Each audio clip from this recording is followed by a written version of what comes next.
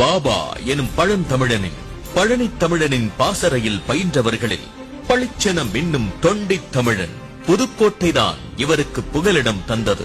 1983ஆம் ஆண்டு காலகட்டத்திலேயே ஈழத்தமிழர்களின் போராட்ட கள ஆதரவு, இந்திய எதிர்ப்பு களத்திலும் தமிழ் உணர்வாளர்கள் தளத்திலும் இவருக்கு தனி இடம் உண்டு.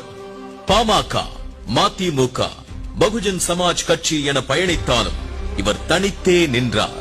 1989 காலகட்டத்தில் பழனி பாபா எனும் பேராளுமையுடன் நட்பு.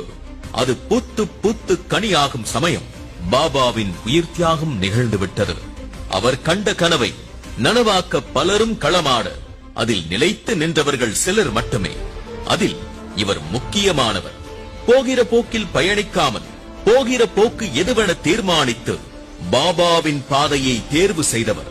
அம்பேத்கரையும் பெரியாரையும் எவன் ஏற்கவில்லையோ அவனை நீ ஏற்காதே என முழங்கிய பழனி பாபாவின் கூற்றை பிசகாமல் பின்பற்றி வரும் இவர் அதன் முன் பெரும் ஆளுமைகளின் முழக்கமாக வலம் வருகிறார். பட்டி தொட்டி எங்கும் பாபாவின் கொள்கையை முழங்கி வரும் இவர் ஒடுக்கப்படும் மக்களின் குரலாக பல தளங்களில் பயணிப்பவர்களோடு இவரும் பயணிக்கிறார்.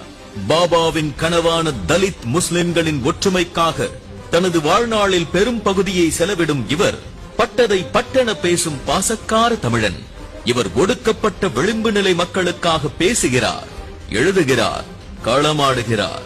பழனி பாபா அவர்களின் வழி நின்று போராடும் போராளிகளில் இவரும் உண்டு என்பதால் சமரசமற்ற பாசிச எதிர்ப்பு பேராளுமை ஷாஹித் பழனி பாபா அவர்களின் பெயரால் SDPI கட்சி வழங்கும் இவ்வாண்டிற்கான தமிழ் சுடர் விருதினை தமிழக மக்கள் ஜனநாயக கட்சியின் தலைவர் திரு KM ஷரீப் அவர்களுக்கு வழங்கி